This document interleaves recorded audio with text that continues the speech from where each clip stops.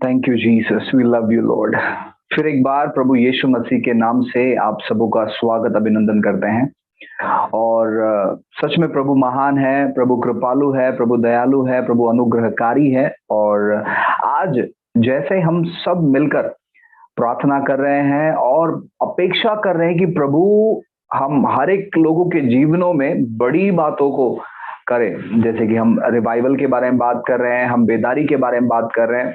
प्रियो, मैं आपको बताना चाहता ना कि परमेश्वर इन दिनों में सच में एक बहुत बड़ी बेदारी को लेकर आने वाले हैं। और साथ ही साथ मैं ये कहना चाहता हूं कि परमेश्वर अपने लोगों को तैयार कर रहे हैं और प्रार्थना जो है ये उसका शुरुआत है।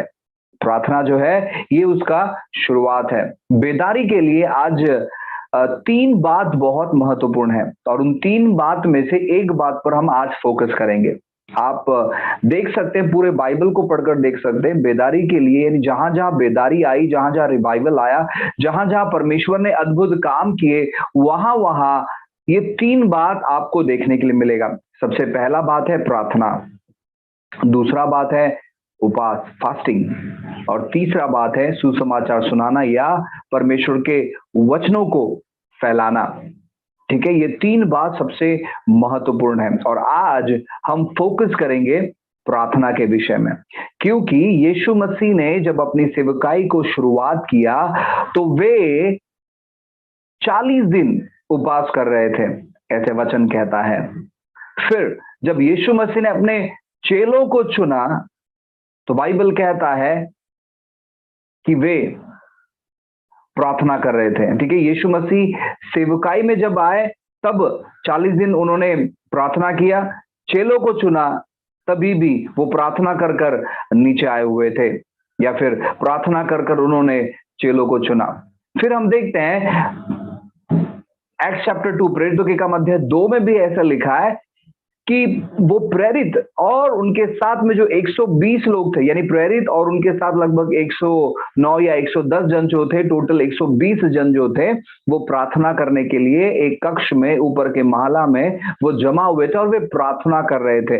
प्रेज गॉड, ऐसे घरों के लिए जो बड़े घर है और जिन्होंने अपना द्वार परमेश्वर के कार्य के लिए खोला है। ओ प्रभु, ऐसे घरों को ब्लेस करे, परमेश्वर ऐसे जगहों को ब्लेस करे जिन्होंने प्रार्थना के लिए ओपन करके रखा है कि यहाँ पर प्रार्थना की जाए। ओ प्रभु की महिमा हो ऐसे लोगों के लिए, प्रभु को धन्यवाद हो ऐसे लोगों के लिए। मैं आपको कहना चाहता हूँ प्रियो कि मैं विश्वास करता हूं कि वे लगभग 10 दिन प्रार्थना कर रहे थे। यीशु मसीह 40वें दिन जो है वो स्वर्ग में उठा लिए गए और 41वें दिन से या 40वें दिन से वे लोग प्रार्थना करने लगे। ठीक है, और 50वें दिन जो है ना वो पेंटिकोस्ट का दिन था। तो ये लोग लगभग 10 दिन, ऐसे विशेष करके लिखा नहीं कि 10 दिन प्रार्थना कर रहे थे, लेकिन मुझे ऐसे लगता है कि 10 दिन तक वे लगातार तौर पर प्रार्थना कर रहे थे और परमेश्वर एक नई जागृता लेकर आए। प्रभु एक नए रिवाइवल को लेकर आया, एक चर्च मूवमेंट को लेकर आया, जहां पर हजारों की तादाद में लोग जो है ना उद्धार पाने लगे। एक संदेश और हजारों की तादाद में लोग संदेश पाने लगे। कभी 3000 लोग उद्धार पाते थे, कभी 5000 लोग उद्धार पाते थे, कभी गांव का गांव बचाया जाता था, कभी शहर का शहर बचाया जाता था। और वो चीजें आज भी लागू है। मैं आपको कहना चाहता हूं, आत्मा में जो चीज चालू हुआ है वो कभी बंद नहीं होता है। ठीक है, आत्मा में जो प्रिंसिपल, जो सिद्धांत चालू होता है वो कभी बंद नहीं होता है, उसे कोई नहीं रोक सकता है और वो कभी नहीं रुकता है। प्रार्थना बेदारी लाता था, प्रार्थना बेदारी लाता है और प्रार्थना बेदारी लाता रहेगा। इसीलिए हमें प्रार्थना के विषय में बहुत जागरूक होना है, प्रार्थना के विषय में बहुत सीखना है और करना है। प्रार्थना साथ ही साथ सीखते हुए प्रार्थनाओं को हमें करना है। ठीक है, अब मैं आपको यह बताना चाहता हूं कि आज हम एक शब्द पे ध्यान देंगे और वो है वॉचमैन। वॉचमैन, मैन यानी वहां पर पुरुष भी आते हैं, महिलाएं भी आती है। वॉच यानी जागृत रहना। ठीक है, वह व्यक्ति जिसे हम वॉचमैन कहते हैं और हम बहुत ही हल्के तौर पर लेते हैं। अरे वॉचमैन है, नहीं, आप उसका अर्थ समझिए, क्योंकि एक व्यक्ति ने वॉचमैन का अर्थ समझा और पूरे दुनिया में प्रसिद्ध हो गया। एक व्यक्ति ने वॉचमैन का अर्थ समझा और पूरे दुनिया में प्रसिद्ध हो गया, लेकिन वो जो वॉचमैन है वो बदनाम ठहरा। लेकिन आपको जानना है कि इसका अर्थ क्या है। जब आप वचनों में से ढूंढोगे, वचनों में से जानोगे कि परमेश्वर बारंबार अपनी कलीसिया से कहता है, अपने लोगों से कहता है कि जागृत रहो, प्रार्थना करो, जागृत रहो, प्रार्थना करो। इसका मतलब है कि तुम आत्मा के तौर पर जागृत रहो, आत्मा के तौर पर जागृत रहो। जब आप आत्मा के तौर पर जागृत रहोगे, मैं आपको कहना चाहता हूं,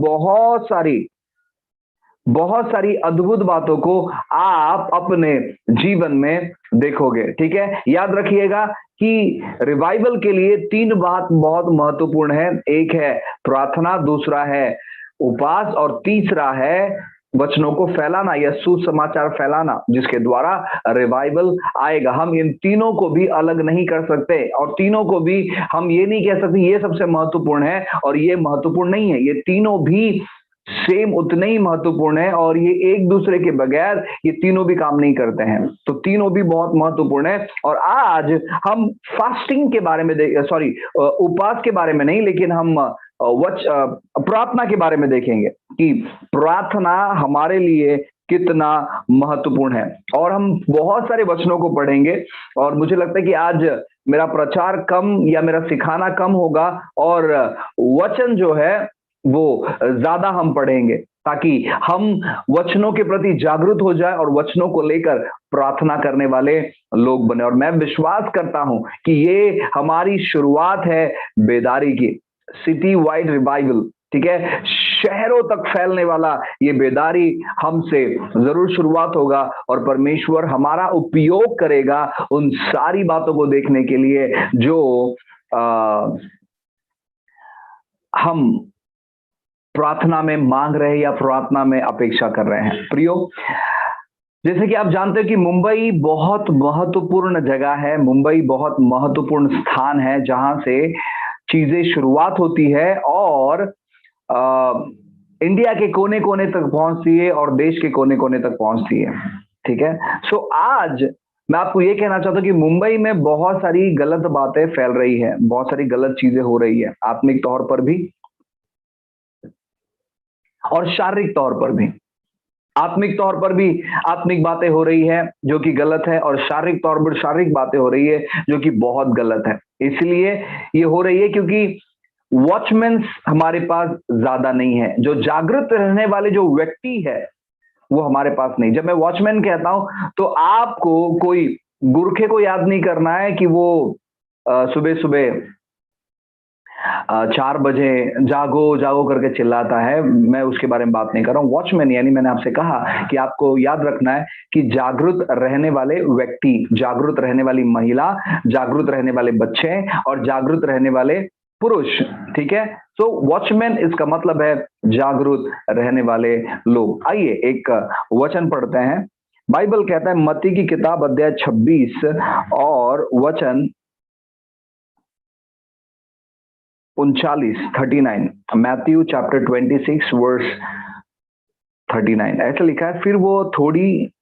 फिर वो थोड़ा और आगे बढ़कर मुंह के बल गिरकर और यह प्रार्थना करने लगा, हे मेरे पिता, यदि हो सके तो यह कटोरा मुझसे टल जाए, फिर भी जैसे मैं चाहता हूं वैसे नहीं, परंतु जैसे तू चाहता है वैसे ही हो।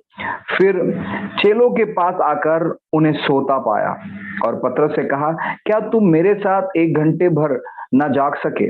जागृत रहो और प्रार्थना करते रहो कि तुम परीक्षा में ना पड़ो। आत्मा तो तैयार है परंतु शरीर दुर्बल है।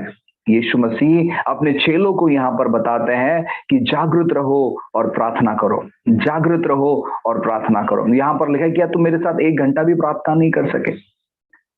ऐसे क्या अड़चन है कि तुमको दिख रहा नहीं है? ऐसी क्या समस्या है कि तुमको दिख रहा नहीं है कि आत्मिक तौर पर क्या हो रहा है?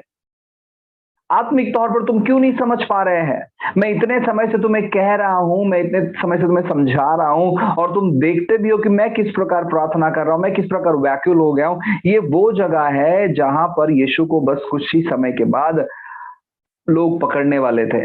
और शायद मैं ये कह सकता हूँ कि यीशु मसीह की ये आखिरी व्यक्तिगत प्रार्थना है, क्योंकि उसके बाद उसे पकड़ा जाएगा, उसके बाद उसे पीटा जाएगा और उसका बेहाल किया जाएगा, उसे क्रूस पर टंगाया जाएगा और बहुत सारी दुविधा और परेशानी से यीशु मसीह गुजरने पर। और ये यहाँ पर बाइबल कहता है कि जब ये प्रार्थना कर रहे थे तो इनका पसीना मानो लहू के समान टपक रहा था। तो इस प्रकार व्याकुल होकर ये प्रार्थना कर रहे थे, लेकिन उनके जो लोग थे, उनके जो सहकर्मी थे, उनके जो मित्र थे, जिन्होंने यीशु ने कहा कि मैं तुम्हें दास नहीं बुलाऊंगा, मैं तुम्हें मित्र बुलाऊंगा, वे लोग भी नहीं समझ पा रहे थे कि क्या हो रहा है।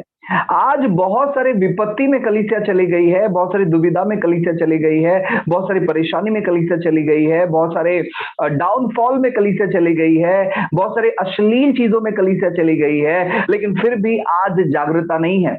आत्मिक तौर पर भी कोई भी आकर कुछ भी कहते चले जा रहा है, कोई भी आकर कलीसिया की बेइज्जती करते चले जा रहा है, कोई आकर कलीसिया को तोड़ते चले जा रहा है, कोई आकर गलत शिक्षाओं को सिखाते चले जा रहा है, लेकिन कलीसियाओं में आज जागृता नहीं है। जब हम लोगों से बात करते हैं तो वो कहते हैं कि देखो ब्रदर, हम बस प्रार्थना, वो बस कहने के लिए कहते हैं क्या? अगर सच में वो ये कहते हैं कि हम इन चीजों के लिए प्रार्थना करेंगे तो वो चीजें रुक जाएगी, लेकिन वो क्या कहते हैं मालूम है कि बस कहने के लिए कहते हैं कि हम बस प्रार्थना करते हैं। मैं आपको बताना चाहता हूँ, सच में प्रार्थना में बहुत सामर्थ है, और उसी के वजह से शत्रु क्या करता है, प्रार्थना नहीं करे हम, वो ऐसे चीजों को हमारे बीच में लाकर रख देता है जिसके द्वारा हम प्रार्थना नहीं कर पाते हैं। मैं आपको कहना चाहता हूं, आपको अगर ज्यादा प्रार्थना करना या लंबे समय के लिए प्रार्थना करना है तो आपको एक चीज करना होगा, और वह यह है कि अपने शरीर की बातों को आपको घटाना होगा।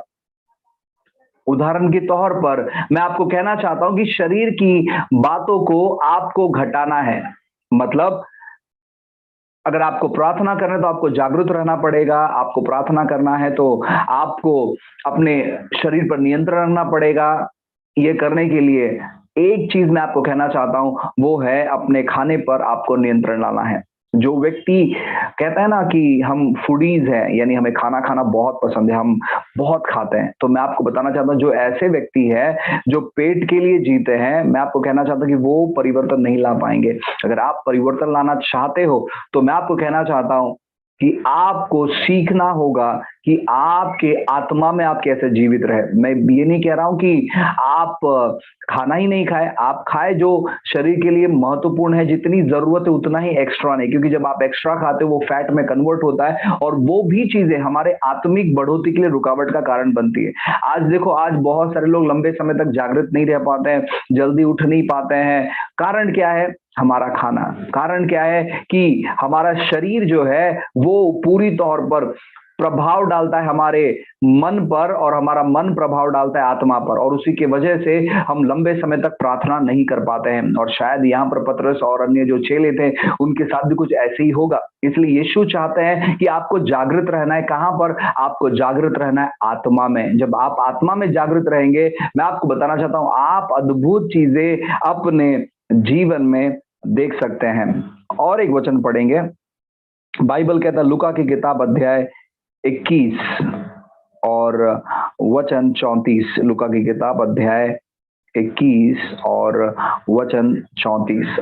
बाइबल कहता है, लुक चैप्टर 21 वर्स 34 में ऐसे लिखा है, इसीलिए सावधान रहो, ऐसे ना हो कि तुम्हारे मन खुमार और मतवालापन और इस जीवन की चिंताओं से सुरित हो जाए और वह दिन तुम पर फंदे के समान अचानक आ पड़े। ठीक है, यहां पर लिखा है सावधान होने के बारे में।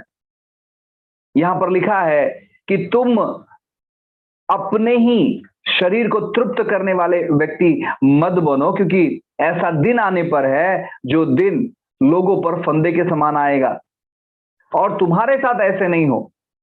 और अगर तुम चाहते हो कि तुम्हारे साथ ऐसे नहीं हो तो तुम्हें क्या करना है? तुम्हें प्रार्थना करने वाला व्यक्ति बनना है। यीशु ने मत्ती की किताब में कहा कि तुम प्रार्थना करो ताकि तुम परीक्षा में ना फंसो। अगर आप बार बार परीक्षा में फंसते हो तो मैं आपको कहना चाहता हूं ना, आपको स्वयं प्रार्थना करने की जरूरत है। हम कह देते हैं कि भाई हमारे लिए प्रार्थना करना, पास्टर हमारे लिए प्रार्थना करना, हम लोगों कहते थे हमारे लिए प्रार्थना में याद रखना।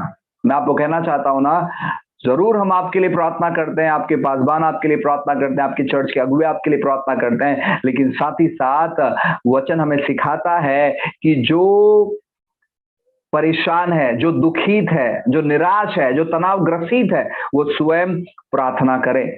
और आपको सबसे बड़ी चिंता क्या होनी चाहिए मालूम है क्या? आपको सबसे बड़ी चिंता यह नहीं होनी चाहिए कि परेशानी क्या है आपके जीवन में, दिक्कत क्या है आपके जीवन में। आपकी सबसे बड़ी परेशानी ये होनी चाहिए, आज प्रभु का राज्य जो है आगे क्यों नहीं बढ़ रहा है।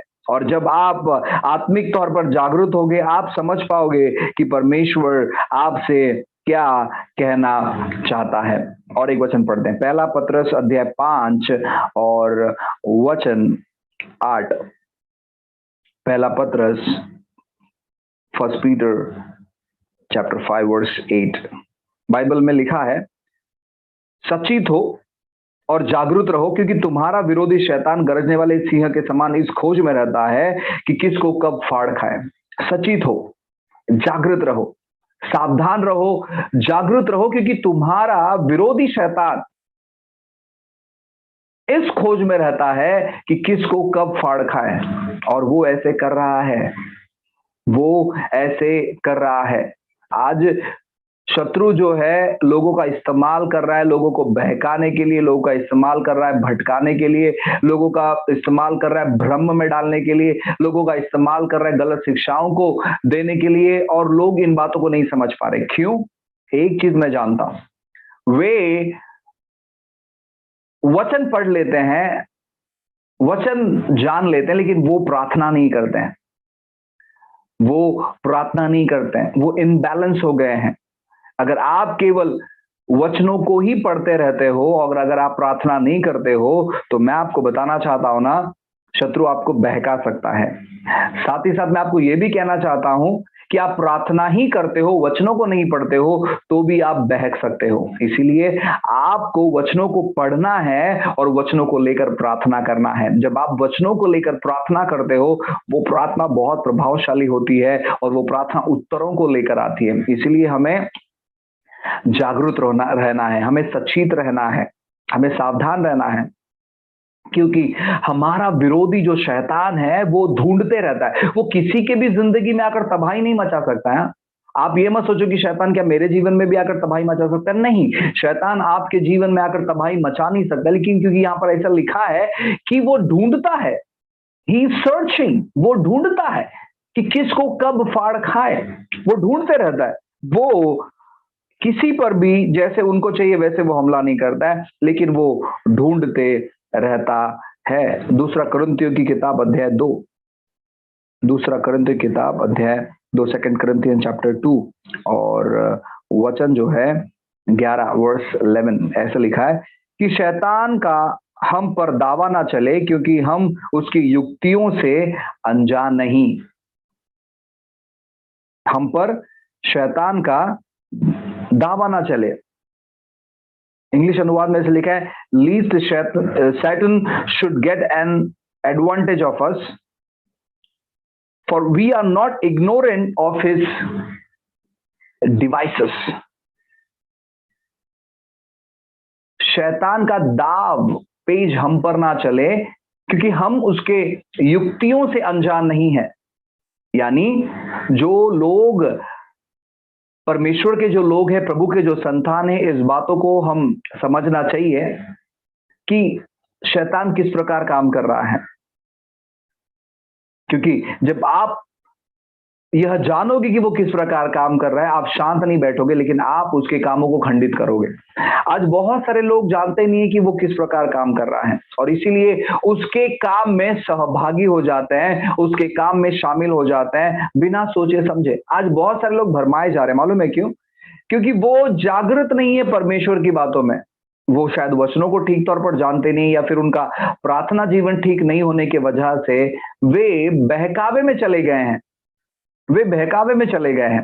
आज ऐसी ऐसी शिक्षाएं आ गई है कि आपको किसी की जरूरत नहीं है। आप वन मैन शो है, आप अकेले सेवकाई कर सकते हैं, प्रभु आप अकेले का इस्तेमाल करेगा। आपको पास्टर की जरूरत नहीं है, आपको इवेंजलिस्ट की जरूरत नहीं है, आपको फाइव फोल्ड मिनिस्ट्री की जरूरत नहीं है, आपको दान वरदान की जरूरत नहीं है। आप जाओ और प्रभु आपको अगुवाई करेगा। मैं आपको बताना चाहता हूं ना, ऐसे लोगों को हम कहते हैं कि ये बेलगाम घोड़े हैं, ये बेलगाम घोड़े हैं, कहीं भी जाते हैं, कुछ भी करते हैं।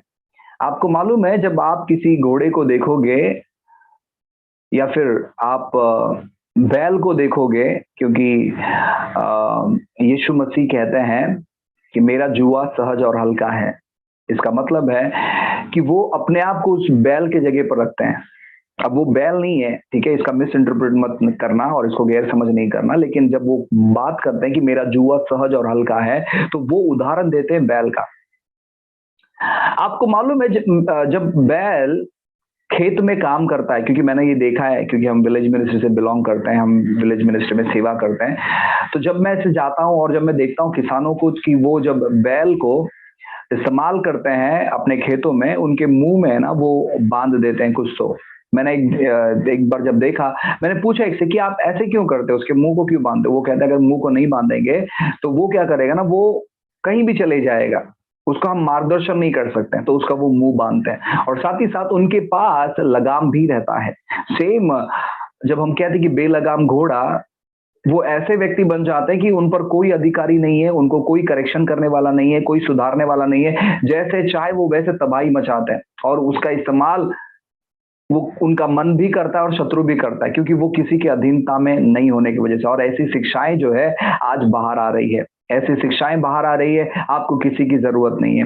आप बिंदा, जब आप, मैं आपको कहना चाहता हूँ, पहला तिमुथी किताब पढ़ोगे, वहां पर लिखा गया है कि जो नए लोग हैं उनको अगुवे नहीं बनाना, जो नए लोग हैं उनको सिखाना, जो नए लोग हैं उन्हें उन्हें समझाना, क्योंकि वो परमेश्वर की बातों को नहीं जानते। लेकिन आज ऐसे लोगों को जो है सेवकाई में उतार दिया गया है और वो बहुत तबाही मचा रहे हैं। जो चीज नहीं करना चाहिए वो चीज कर रहे हैं। मैं आपको कहना चाहता हूं, जो लोग बैप्टिज्म नहीं लिए हैं, जो लोगों ने परमेश्वर के वचनों को नहीं पढ़ा है, वो लोग शादियां लगा रहे हैं, वो बैप्टिज्म दे रहे हैं। मैं आपको कहना चाहता हूं ना, जो वो एक्ट कर रहे हैं वो अभी फिलहाल गलत नहीं है, लेकिन आने वाले दिनों में वो गलत हो जाए, क्योंकि वो घमंड से भर जाएंगे कि मैंने इतने शादी लगाए, मैंने इतने बैप्टिज्म दिए। वो गलत बातों से भर जाएंगे और शत्रु जो है उनका इस्तेमाल कर सकता है। क्यों ये सब चीज हो रहा है? प्रार्थना की कमी के वजह से। क्यों ये सारी गलत बातें हो रही है? प्रार्थना के कमी के वजह से। शैतान किस प्रकार दाव पे चलाता है वो ये नहीं जान पाते हैं, क्योंकि वे आत्मिक तौर पर जागृत नहीं होने की वजह से वे अपने आप को फंदे में फंसा रहे हैं, वे अपने आप को गलत बातों में फंसा रहे हैं। साथ ही साथ रोमी की किताब अध्याय 14 वचन 12 हम पढ़ेंगे। रोमी की किताब, रोमन चैप्टर 14 वर्स 12, बाइबल कहता है, तो फिर हम में से हर एक परमेश्वर को अपना अपना लेखा देगा। ठीक है, हम में से हर एक व्यक्ति अपना अपना लेखा देगा। और एक वचन पढ़ते हैं, पहला पत्रस 4:5, पहला पत्रस,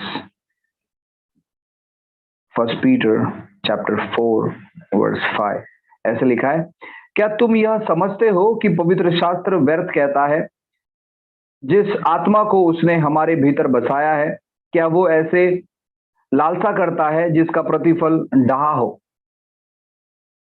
अब बहुत सारे लोग हैं इन दिनों में जो झगड़ालू लोग हैं, कुछ भी कहते हैं, हम 10% सही लोग हैं, बाकी 90% गलत है। हम रिवाइवल लाने वाले लोग हैं, बाकी सब टाइम पास करने वाले लोग हैं। ऐसे बहुत सारी बातें जो है ना लोग कहते हैं। मालूम है क्यों? एक दूसरे पर ये दोष लगाते हैं, क्योंकि यह लोग प्रार्थना नहीं करते हैं और उसी की वजह से ये डाहा से भर गए हैं। पवित्र आत्मा ऐसे बिल्कुल नहीं करता है। पवित्र आत्मा समझाता है, पवित्र आत्मा सुधारता है, पवित्र आत्मा डांटता है और वो हमें मार्गदर्शन करता है। लेकिन लोग इन बातों को नहीं समझने की वजह से वो गलत बातों से झूंझ जाते हैं। और भी बहुत सारे स्क्रिप्चर है, अब और भी भी बहुत सारे वचन है जो हमें प्रार्थना करने के लिए कहता है। प्रियो, ये दिन जो है ना बहुत बुरे हैं, ये दिन जो है ना फंसाने वाले दिन है, ये दिन जो है ना बहकाने वाले दिन है, ये जो दिन है ना वो मन भटकाने वाले दिन है। और मैं आपको बताना चाहता हूँ ऐसे बुरे दिन में हमें प्रार्थना करने वाला व्यक्ति बनना है, क्योंकि जो व्यक्ति प्रार्थना करता है वो व्यक्ति परमेश्वर के मार्गदर्शन को समझ पाता है। प्रार्थना एक ऐसा आत्मिक हथियार है जो हमेशा प्रबल हुआ है, जो हमेशा प्रबल हुआ है। जो व्यक्ति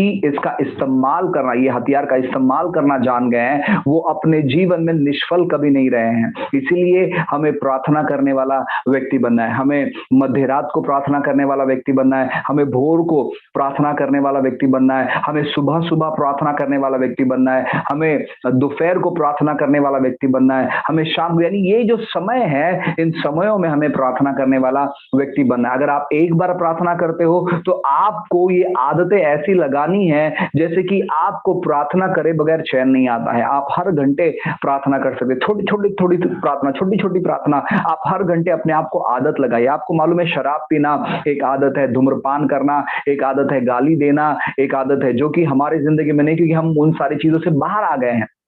सेम उसी प्रकार प्रार्थना करना भी एक आदत है।